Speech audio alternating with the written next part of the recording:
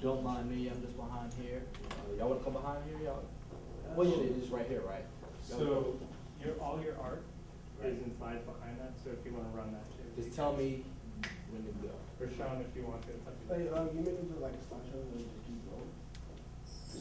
Your art, so we just, yeah, it'll just keep going. Right. Alright. So, y'all are gonna start, as soon as y'all speak, I'm pressing the button. Okay. Remember, Alright. I'll let y'all know when your 3 minutes is up, so that we can have feedback, so run through it. Alright. Ready? Okay. Hello everyone, my name is Santino McElwain. I am author and illustrator of our comic book series called Epos.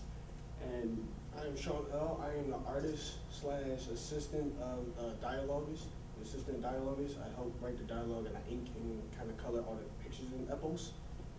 the way we formed our team was that I really felt connected to his inking work, and I thought that it was way ahead of his time because he's like 16 years old, and it seems very professional. Santino's idea of Epos, the surrounding story, very interested me, and I wanted to help him along with his comic book.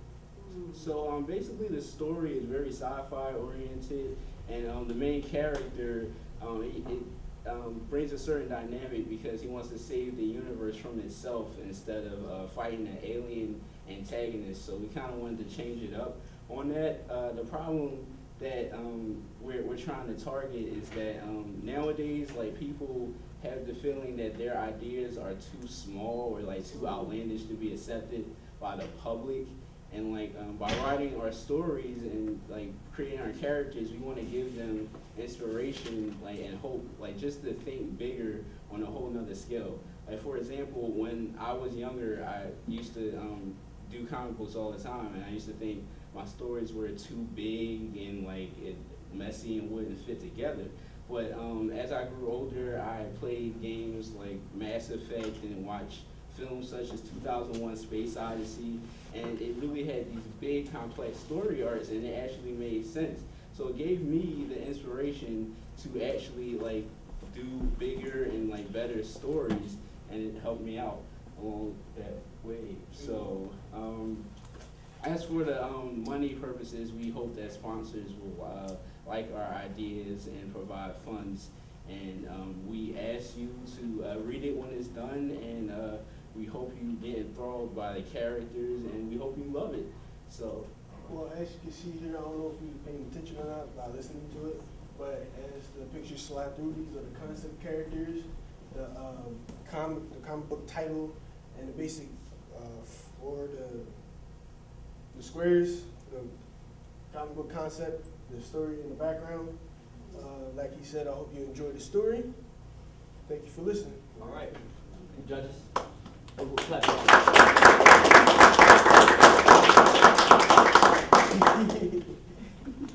Questions, answers, feedback. You guys actually made a comic book. Oh well, I know you want to. Oh well, when I was younger, I used to attempt like to tackle stories, but like it would just be too much for me at the time. But like this Mural Arts startup cord thing actually helped me and drove me along to actually do what I'm doing here, because this is the most I've ever done with a comic book. So, yeah. And along those same lines, you were mentioning that your ideas were more complex than what you saw in your own comic books. Are you expecting this to be a longer comic book or just more detailed? Yes, I'm actually expecting it to overgo a number of series, maybe 12 issues in all, because I've never exceeded the limit of actually one, so it's kind of big for us. Help me to understand one thing about the business. So when you want to get them printed, when you want to get it out there, are you guys going to, in the beginning, do them all yourself by hand? Are you going to print them out?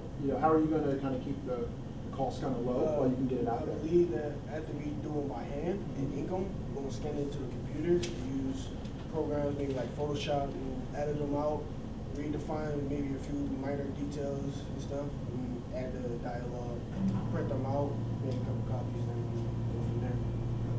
And who's your target audience? Like, who would want to read it? Would it be someone as old as me, or people a lot younger? Yeah, because like usually we've seen that like only nowadays, more people with, like, besides kids, because they used to think that comic books were just for kids, but we're trying to reach like a bigger audience, like adults, teenagers alike. So. Does epos mean anything? Oh yes, and it means epic poetry in Greek. I think the thing that I liked the best was that you inspire to think bigger, and I just hope that you continue to do that in your life, because that's how great entrepreneurs are created. They think bigger, outside the box too, but I think to